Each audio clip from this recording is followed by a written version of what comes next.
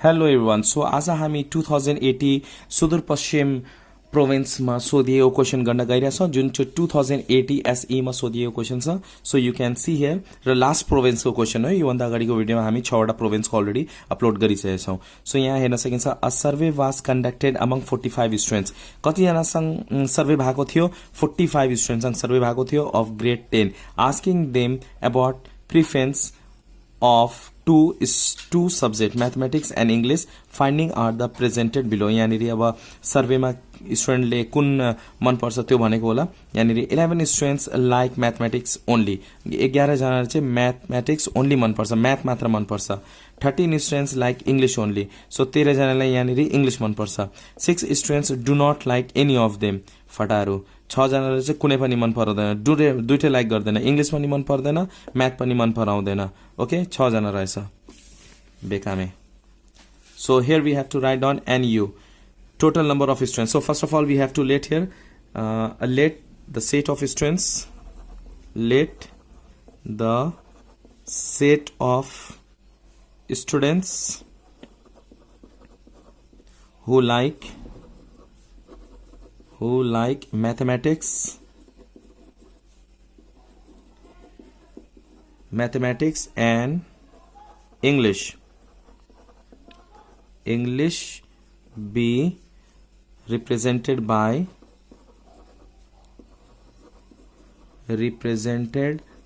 M लाई चाहिँ M भन्ने, English लाई E भन्ने respectively. Okay up to here.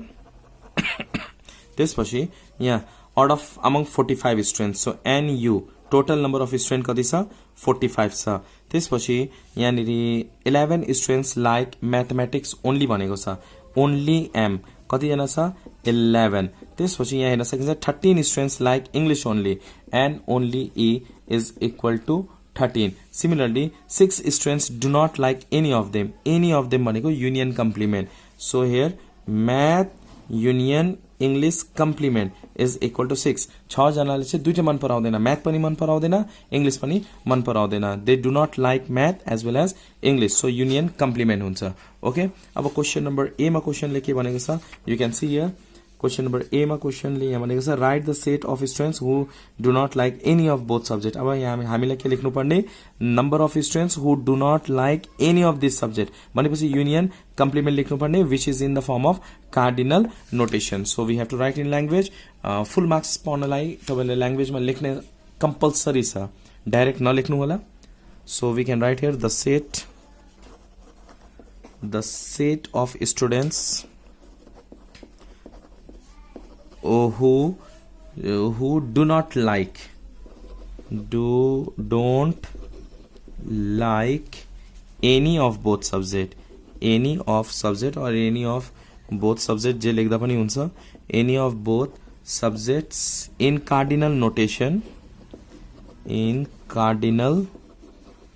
notation is के छ? and M union E complement is equal to 6. Okay up to here. यो बुझ्नुभयो होला। दुईटा मन नपराउने स्टुडेन्ट्सहरू कति छन्? 6 छन्।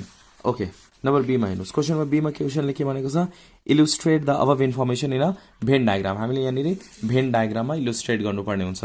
सेम सबै क्वेसनहरू प्रायः सेम नै छ, सबै प्रोभिन्समा सोधिएको क्वेसनहरू उस्तै नै छ। ओके, सो यो भेन डायग्राम यहाँबाट तपाईँ 1 मार्क्स स्कोर गर्न सक्नुहुन्छ। फेरि भेन डायग्रामबाट 1 मार्क्स। यो चाहिँ म्याथमेटिक्सको लागि हो, यो चाहिँ इङ्ग्लिसको लागि हो। Okay, so this one for A. यहाँ युनियन लेख्ने। अब दुइटै मन पराउने कतिजना छन्? दिएकै छैन भने हामी यहाँ एक्स लेख्न सक्छौँ, एक्स और त्यतिकै राख्दा पनि हुन्छ, क्वेसन मार्क दिएर। ओन्ली म्याथ मात्र मन पराउने भनेको 11 जना छ। So we have to write here 11 minus x गर्नु परेन। यहाँ एनएम दिएको भए चाहिँ माइनस एक्स गर्थ्यौँ, तर यहाँ ओन्ली दिएको छ। ओन्ली भनेको यो पार्ट मात्र हो। ओन्ली इङ्ग्लिस कति छ? 13 छ। सो हामी यहाँनिर 13 लेख्छौँ। अब एम युनियन ए कम्प्लिमेन्ट दुइटै मन नपराउने त्यो सेट भन्दा बाहिर लेख्ने 6 जना। Okay, now C question number C मा क्वेसनले के सोधेको छ? You can see here C मा find the number of students who like mathematics. हामीले यहाँनिर the number of students who like mathematics भनेपछि एनएम निकाल्नुपर्ने, यो निकाल्नुपर्ने, एनएम निकाल्नुपर्ने भनेपछि हामीले यो इन्टरसेक्सन निकाल्नुपर्छ। पहिला यो बिचको भ्यालु निकाल्नुपर्छ, अनि 11 प्लस यो यो पार्ट एड गर्दा यो दुईटा पार्ट एड गर्दाखेरि एनएम आउँछ the number of students who like mathematics okay so n U को फर्मुला हामीसँग के छ n M union E plus an M union E complement okay so n U what is the value of n U 45 so 45 लेख्ने इसको value छैन so M union E plus इसको value कति छ 6 छ सो 6 न 6 लाई लेफ्ट साइड में लाने 45 minus 6 is equal to n M union E okay therefore n M union E is equal to यो दुईटा सब्ट्र्याक्ट गर्दाखेरि कति आउँछ 39 आउँछ त्यसपछि हामी इन्टरसेक्सन फाइन्ड आउट गर्छौं इन्टरसेक्सन फाइन्ड आउट गरिसकेपछि नै हामी एनएम फाइन्ड आउट गर्न सक्छौं सो इन्टरसेक्सन को फर्मुला युज गर्ने n union E okay intersection यहाँनिर ओन्ली दिएको छ त्यही भएर युनियन के फर्मुला युज गर्ने फर्मुला के हो n only M plus n only E plus an M intersection E diagram मजाले बुझ्नु छ भने फर्मुला आफै क्रिएट गर्दा पनि हुन्छ एम युनियन ई भनेको कुन हो यो र यो पार्ट हो इट मिन्स यो तीनटा पार्ट हामीले जोड्यो भने this one this one this one यो ओन्ली एम भयो यो इन्टरसेक्सन र यो ओन्ली ई यो तीनटै एड गर्दाखेरि के आउँछ युनियन आउँछ अब युनियन कति यहाँ आको निस्केको छ यहाँनिर 39 so we can write here 39 only M कति छ 11 so we can write 11 only E कति छ 13 so we can write on 13 र यसको प्लेसमा हामी सेम टु सेम लेख्छौं इन्टरसेक्सन किनभने यसको भ्यालु हामीलाई थाहा छैन है सो 39 इज इक्वल टु यो दुईटा एड गर्ने 24 plus an M intersection E हुन्छ ओके सो यो 24 लेफ्ट साइड ल्याउने 39 minus 24 is equal to an M intersection E so N M intersection E यो दुईटा सब्ट्र्याक्ट गर्दाखेरि कति आयो 15 आयो okay after that we have to find out N M क्वेशनले के भनेको छ the number of students who like math okay only भनेको छैन म्याथ भनेको छ सो यसको फर्मुला के हुन्छ N only M plus an M intersection E यो दुईटा एड गरिदिने ओन्ली एम भनेको कति छ 11 छ so we can write on 11 plus intersection कति छ 15 so when you add we get 26 so लास्टमा हामी के लेख्छौं therefore the number of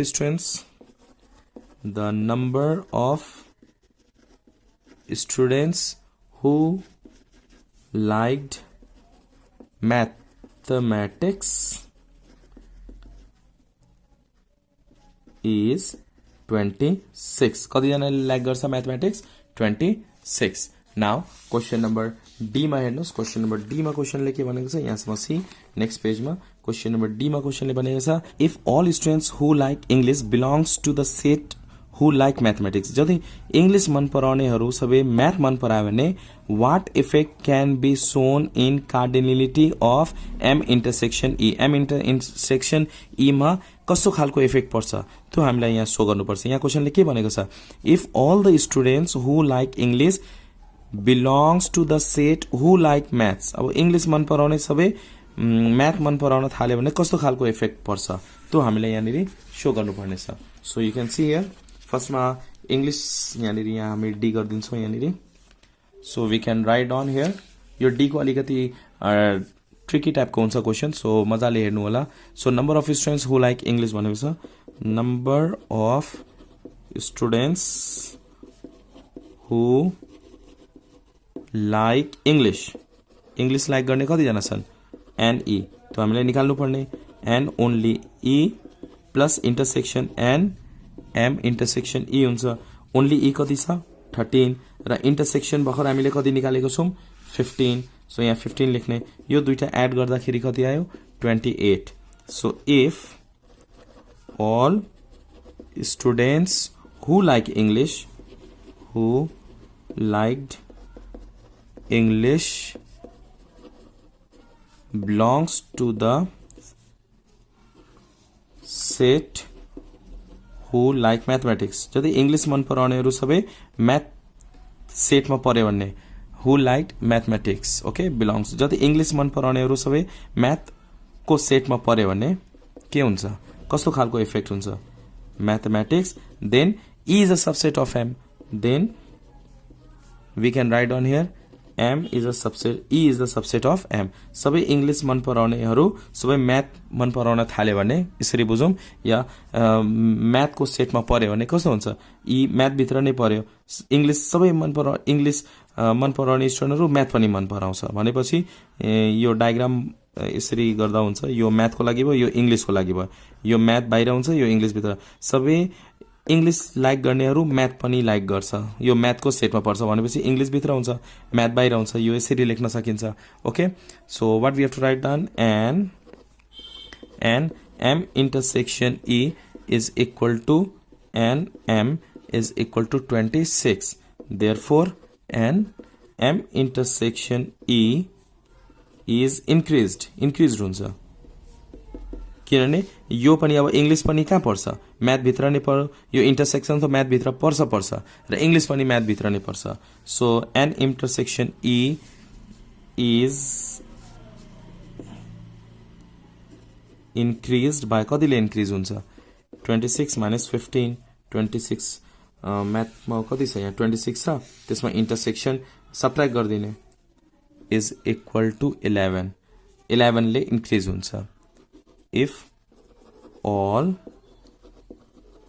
students who like English belong to the set who like mathematics. Okay, सबै इङ्ग्लिस मन पराउनेहरू math मन पराउने सेटमा बिलोङ्स गर्यो भने 11 स्टुडेन्टले के हुन्छ, एम इन्टरसेक्सन ई के हुन्छ, इन्क्रिज हुन्छ। पहिला 15 थियो, अब 11 ले के गर्छ, इन्क्रिज हुन्छ। Hope you understand this question taken from Sudurpashchim province. र अहिले हामी 7 प्रोभिन्सको 2080 मा सोधिएको क्वेसनहरू गरिसकेका छौँ। योभन्दा अगाडिको भिडियो हामी 6 वटा क्वेसनहरू अलरेडी अपलोड गरिसकेका थियौँ र तपाईँलाई कुन टपिकमा भिडियो चाहिएको छ प्लिज कमेन्ट गर्नुहोला। Thanks for watching till last. Keep supporting and keep sharing.